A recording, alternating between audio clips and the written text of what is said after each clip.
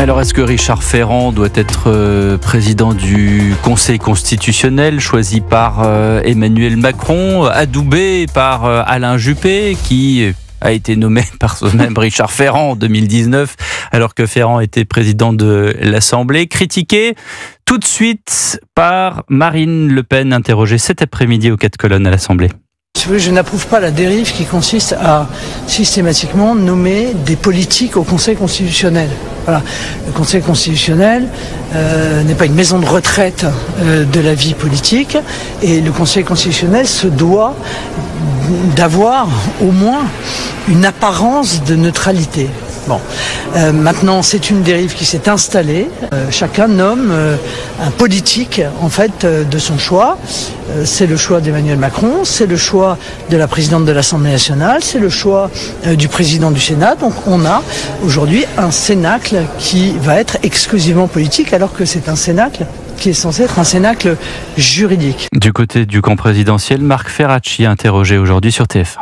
Un ancien président de l'Assemblée nationale, c'est quelqu'un qui a l'expérience des institutions, l'expérience de la fabrique de la loi. Et c'est ce qu'on demande au Conseil constitutionnel, c'est de juger la loi, la constitutionnalité des lois. Et donc, je ne pense que c'est absolument pas un nom polémique. C'est quelqu'un qui a de l'expérience. C'est un choix légitime. Il n'y a ni recasage ni copinage. Vous savez, on n'a pas critiqué la nomination de Laurent Fabius. Et moi, je ne la critiquerai jamais. Il a fait un très très bon président du Conseil constitutionnel quand François Hollande l'a nommé, alors qu'il avait une carrière en politique. La parole est à la Défense, Maître Golnadel. Il y a deux choses à dire. La première, c'est que, hormis d'être un fidèle, la première heure, un godillot, si vous m'y autorisez, du président Macron, de vos propos. Bien sûr, mais chaque mot étant pesé, j'avoue que ses qualités juridiques, sa connaissance juridique, son indépendance d'esprit, son passé, un petit peu particulier aussi. Vous parlez des affaires. Oui, il va retrouver au sein du Conseil constitutionnel la dame du parquet qui, d'une certaine manière, était là pour traiter de son dossier. En Bretagne. Madame Malbec, Véronique Malbec, qui était procureure générale à Rennes. Je n'osais pas prononcer non, mais alors, donc, je veux dire, réellement, je lui trouve pas une très grande indépendance d'esprit. Mais en plus, regardez de manière générale, la gauche critique la Cour suprême américaine parce qu'il y a une majorité de juges conservateurs. C'est déjà terrible. Elle n'a pas de mots assez durs. Quand vous regardez le paysage judiciaire français, ils ont mis des hommes au Conseil d'État. Ils mettent des hommes au Conseil constitutionnel. La contrôleuse des prisons est une femme très à gauche. La défenseur des droits est une femme très à gauche. Bref, tous les contre-pouvoirs au pouvoir politique, quand il lui-même n'est pas à gauche, sont à gauche. Si ça, c'est la démocratie, j'ai un problème de vocabulaire. Jules Torres. Pour moi, au-delà du fait de nommer un proche, ce qui est le cas depuis toujours, et je pense que quand Marine Le Pen, si un jour elle l'est, si elle est un jour présidente ou présidente de l'Assemblée nationale, elle nommera un proche, elle ne va pas nommer un ennemi, c'est complètement contre-intuitif. Le sujet, c'est que Monsieur Richard Ferrand... Elle nommera qui, Louis Alliot ?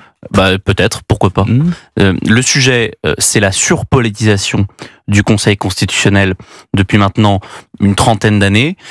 L'ami Louis Dragnel m'a quand même donné un chiffre. Il y a 30 ans, le Conseil constitutionnel donnait une décision par trimestre. Aujourd'hui, c'est quasiment 100 par trimestre. Donc on voit très bien qu'ils agissent beaucoup plus sur le politique. Du zèle. Et on l'a constaté lors de, vous savez, la loi immigration. Emmanuel Macron a envoyé la loi immigration au Conseil constitutionnel, et sur les 86 articles de cette loi immigration, il y en a 36 qui ont été retonqués par le Conseil constitutionnel et Laurent Fabius. Donc cette question-là de la surpolitisation, elle doit se poser. Deuxièmement, rappelons qu'il juge en droit. Donc ils ne peuvent même pas s'interroger sur les faits. Oui, enfin vous savez... juger en droit. Je fais juste cette remarque, et je parle sous le conseil, bien sûr, de... La deuxième des choses, c'est que Monsieur Ferrand aujourd'hui représente tout ce que les Français ne veulent plus.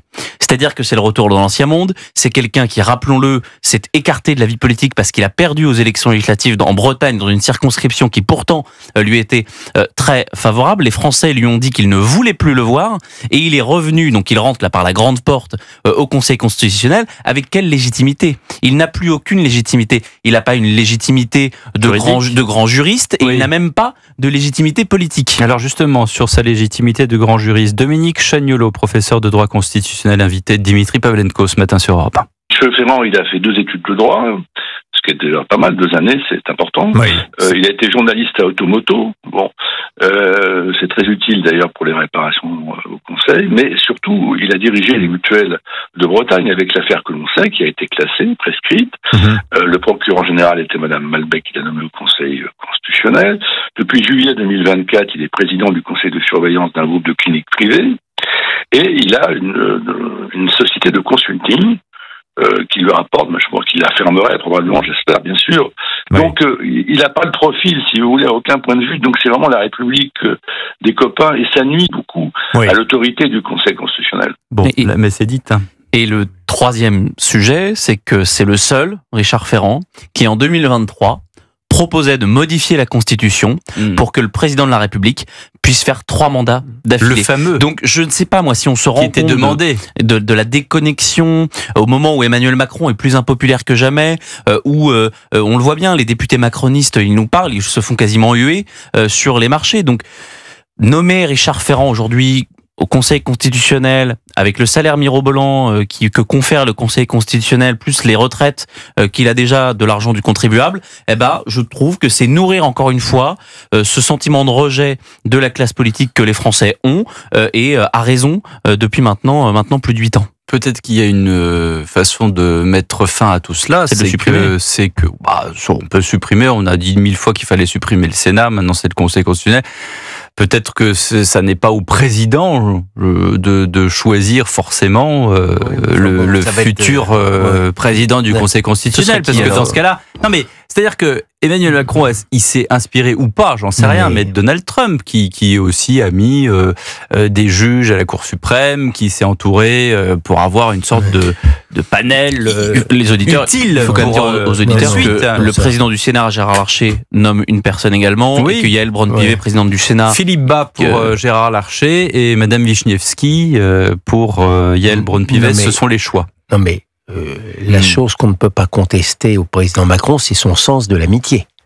Ça, il y a pas de doute, mais il faut voir quand même, pour revenir sur ce que disait Jules Torres, il faut voir quand même que pauvre peuple français, pour la loi sur l'immigration, le président a exhorté les députés de la voter pour qu'elle soit ensuite renvoyée au Conseil constitutionnel dans l'espoir réussi qu'elle soit supprimée. Ce qui ne se fait jamais. Pour des histoires de cavaliers législatifs, croyez-moi, les constitutionnalistes vont vous dire que ça ne tient pas la route. Et pour le même prix, je termine simplement là-dessus, c'est quand même le Conseil constitutionnel, il y a quelques années, qui a trouvé le moyen d'inventer le principe de fraternité, juridique de fraternité qui n'existe nulle part, sinon sur les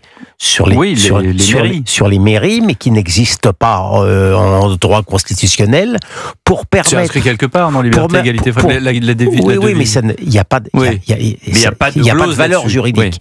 Eh bien, ils ont trouvé le moyen de l'inventer, ce qui a permis notamment à Cédric Herrou de ne pas être condamné après avoir été chercher délibérément des migrants de l'autre côté de la montagne. On s'en souvient. Moi, j'ai l'impression... Entre la France et l'Italie. Moi, j'ai l'impression... Je me sens trahi. Voilà. Non, mais le sujet aussi, c'est le poids croissant du Conseil constitutionnel. C'est que maintenant, on a l'impression qu'on a des législateurs donc qui font les lois, qui votent des lois, mais que il y a Dieu et il y a le Conseil constitutionnel et Laurent Fabius. Donc maintenant, ce sera Richard Ferrand. À chaque fois qu'on discute, c'est encore la question sur le droit du sol. Le droit du sol, on dit que c'est un principe constitutionnel. Bon, c'est pas dans la Constitution, mais depuis certaines jurisprudences, ça a une valeur constitutionnelle. Et donc, je peux vous dire que vous discutez avec n'importe qui, que ce soit avec Bruno Retailleau, des élus de droite, ils vous disent je peux vous dire que si on propose la suppression du droit du sol, eh bien, ce sera retoqué par le Conseil constitutionnel et Laurent Fabius. Et non pas sur des questions de droit, mais ensuite peut-être Richard Ferrand. Mais c'est parce que ce sont des hommes de gauche et qu'ils politisent à fond le Conseil constitutionnel. En 2023, les Républicains, ils avaient déposé une proposition de loi constitutionnelle sur le fait de mettre la préférence nationale dans la Constitution. Et ben, Laurent Fabius, d'un revers de main, avait dit c'est contraire à la Constitution. Donc le problème, c'est pas Laurent Fabius, c'est la politisation de ces personnes-là et qui, représentent tous la même catégorie de la classe politique. Qu'est-ce qui se passe au Conseil constitutionnel? Il n'y a pas de RN, il n'y a pas de LFI. Des auditions parlementaires maintenant. Richard Ferrand va être auditionné. Qu'est-ce qui se passe si on lui dit finalement avis défavorable? Il est quand même nommé. En tout cas, à la fin, c'est le président de la République qui décide. Et voilà. Et je suis pas sûr que Emmanuel Macron écoute les députés de la France Insoumise ou du Rassemblement National pour ça. Mais je peux vous dire que même en Macronie, ça fait causer. Il y a un certain nombre de députés, pour ne pas dire de ministres, issus de l'ensemble de la République Renaissance, qui trouvent que c'est un choix opportun. Il n'y a que, visiblement, M. Ferracci et quelques historiques de la Macronie pour le défendre. Merci messieurs. Dans un instant après le journal de 20h, les habitants de Lure en Haute-Saône s'inquiètent de l'arrivée de Karim Mohamed Agad, fiché S, condamné à 9 ans de prison pour avoir rejoint l'État islamique en 2013. Il est frère d'un kamikaze du Bataclan. Il est sorti de prison. Il est déchu de sa nationalité française. Mais l'Algérie refuse son expulsion. Il est donc assigné à résidence dans cette commune de 7000 habitants. Et le maire, qu'est-ce qu'il fait? Il appelle au secours. Et il sera notre invité. D'ailleurs, c'est pas le maire, c'est le député qui apostrophe justement le gouvernement, le député Aymeric Salmon, qui est le député de Haute-Saône, qui sera notre invité dans un petit instant sur Europe 1. Tout de suite.